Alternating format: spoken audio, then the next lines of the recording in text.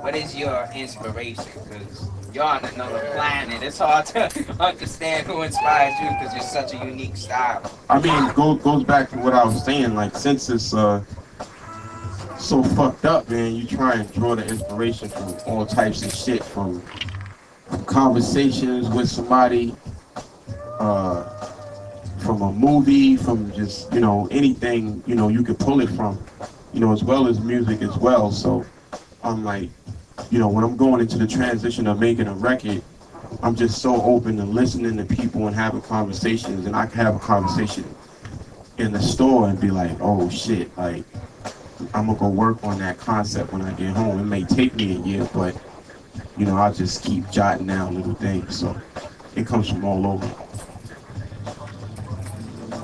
You said in Detroit, right? What about Elzar 7? Do you think that kid is in comparison? You're already answering your own question. You smiling. You asking me and you smiling. I gotta hear from He's dope, man. He's like one of the illest in the game right now. I mean, it's obvious. Like, dude is. I always mention him. He's incredible. Incredible. Talib Kweli. Incredible. So, what's your favorite record you ever did? What do you enjoy the most? Good question. What's your favorite record you ever made? That's crazy. I can't answer that question, but I know that Agent Orange, Hypnotical Gases, are amongst the top. But I can't even, like, that's like my shit, that dark shit, that what it is shit. That's like on this album. You know what I mean? How about like your biggest records? Are they among your favorites? Are they kind of like the Stresses and Simon Says? I love Stress. I love Simon Says. As an artist though, there's a lot of shit that I don't like.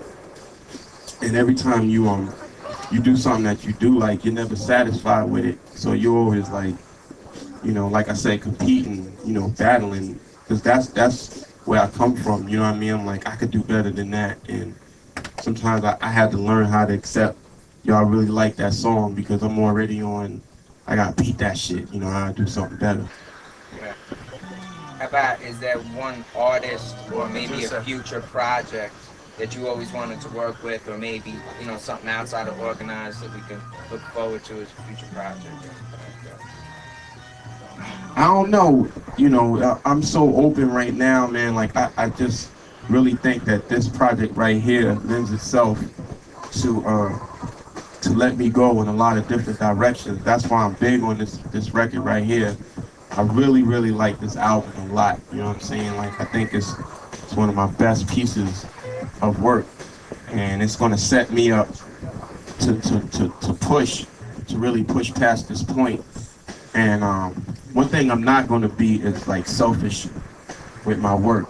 Soon as I get some 16s on the joint, I'm going to be putting it on the net. I'm going to be pressing it up, and it's about content, and it's about getting material out to the people. You know what I'm saying? It's changed. Whereas before, I love it so much, and I want it to come out in a certain way with a certain look that I would hold on to it.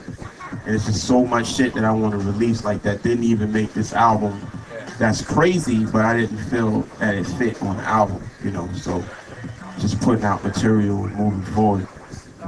Last question, I always heard this rumor, like a OC, Pharoahe Principal type project. Yeah, I mean, I was just talking to Prince, and one of the things that's weird about it is we don't even know, but what I do know is that I have to be in the right moment in time, because that shit will take up so much of my spirit, because I know how critical Organized Confusion fans are going to be towards that album, and I'm not just going to do that shit just because somebody gave us an offer or, some deal or whatever. It has to be like total focus on that, you know what I mean? And who knows, like, right now I'm feeling like it definitely should be an independent record.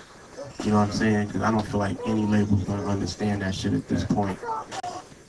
Just trying to stay in the tradition of coming up with concepts, and giving voices to shit that don't normally have voices, so we were just like, yo, what would the unborn, you know what I'm saying, child say if it had a voice, and so on and so forth. And we definitely have to be consistent with songs like that. You know what I mean? So it's like, what label is going to facilitate that right now, if any? And then, it's out there, but What do you miss most about the golden era, the supposed golden era, the early '90s hip hop? same thing, no variety. Like, it's sad because if you were up and coming artist, you definitely got to dig back. Because I'm coming up and you got, Kane and Ra and all these different artists with, different styles to pull from. And, Tribe and just different production styles. And if you don't dig and you don't, try and find it yourself, you're going to think it's only one way that you could do it. So the best thing about it is that, Brand Nubians would drop a record, everybody would go back into the lab like, damn. And then Leaders would drop a record and everybody would go back into the lab and be like, damn. And it kept, building and pushing the envelope of how you should come. And I really don't get that vibe anymore from hip hop. Like, people are really trying to inspire the art form with their records. You got any projects outside of music, like film work or anything that you? It's a couple that I've been approached by, but I still take my time with that, man. Like, music is first, and it's got to be the exact right thing. You know what I'm saying? Like, right film, right whatever. So, music. You got the self-plug, cop shop, first time to the store. This is hip hop, man. This is what it is. It's the records, it's the underground, it's the vinyl, it's the people most of all. And on some, bullshit hip hop shit right now, I'm gonna ask y'all to give a round of applause for yourselves for coming out here and representing this album. For real, for real.